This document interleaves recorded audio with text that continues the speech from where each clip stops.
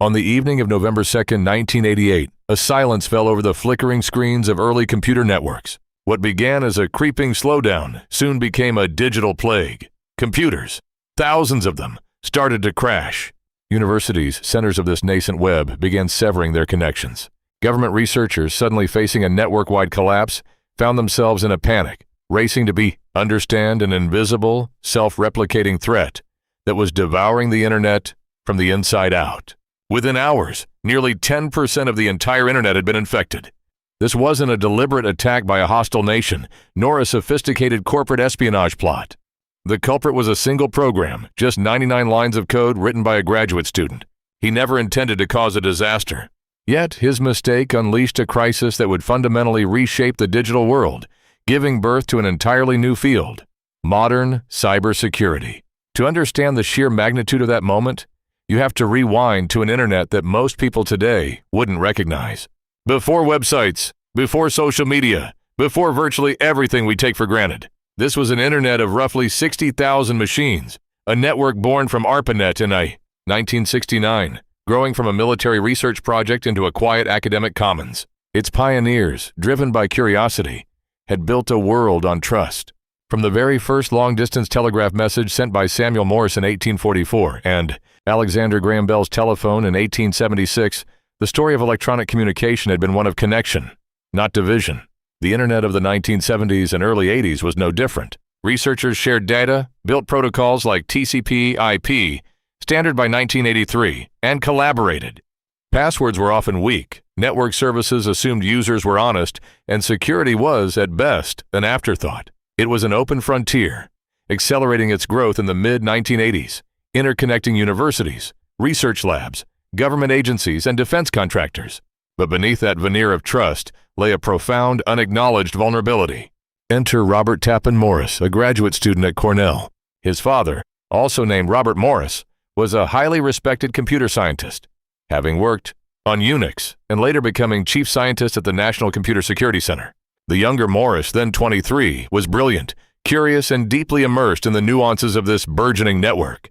On November 2, 1988, at around 8:30 p.m., Morris launched a program. He called it a worm, a self-replicating piece of code designed to explore the internet, to gauge its size, to understand its structure.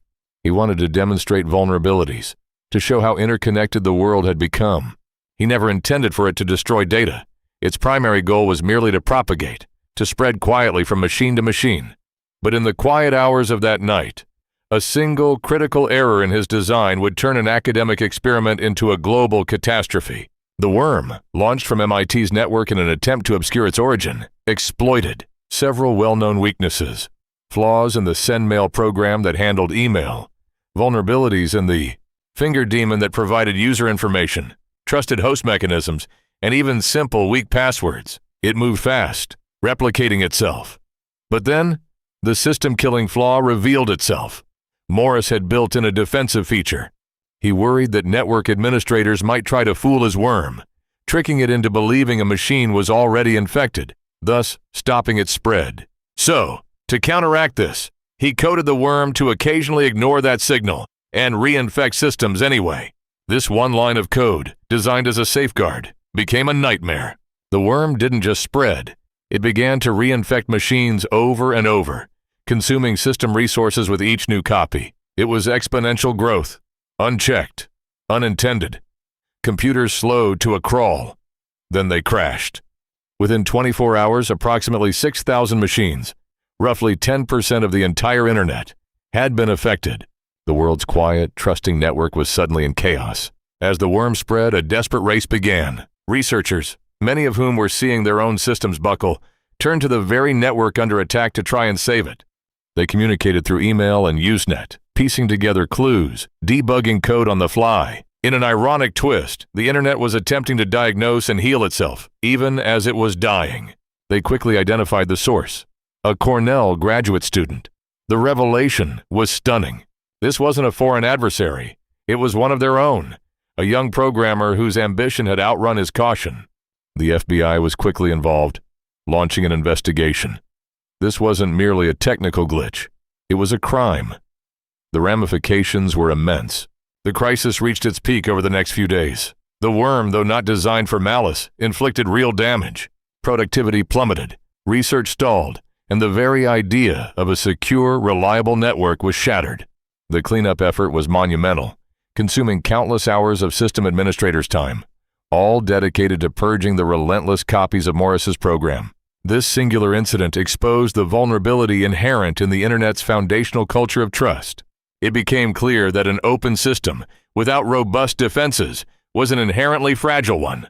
The old ways of doing things, the casual assumption of good faith among users, were no longer sustainable.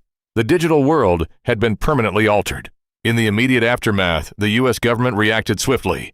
DARPA, the agency that funded the early Internet, recognized the urgency of the situation and ordered the creation of a dedicated incident response organization. In November 1988, the CERT Coordination Center was established at Carnegie Mellon University. It was the world's first formal cyber incident response team, a prototype for every similar organization that would follow. As for Robert Tappan Morris in 1989, federal prosecutors charged him under the Computer Fraud and Abuse Act. A year later, in 1990, he was convicted, becoming the first person ever found guilty under that act. He received a sentence of 3 years probation, 400 hours of community service, and a $10,050 fine. The Morris worm was eventually contained, but its legacy was profound. Throughout the 1990s and 2000s, CERT-style organizations proliferated globally. Incident response evolved from an ad hoc scramble into a professional discipline. Today, every major government, every cloud provider, every financial institution, and every technology company operates some form of computer security incident response team. The Morris worm was not merely a historical footnote. It was a seismic event.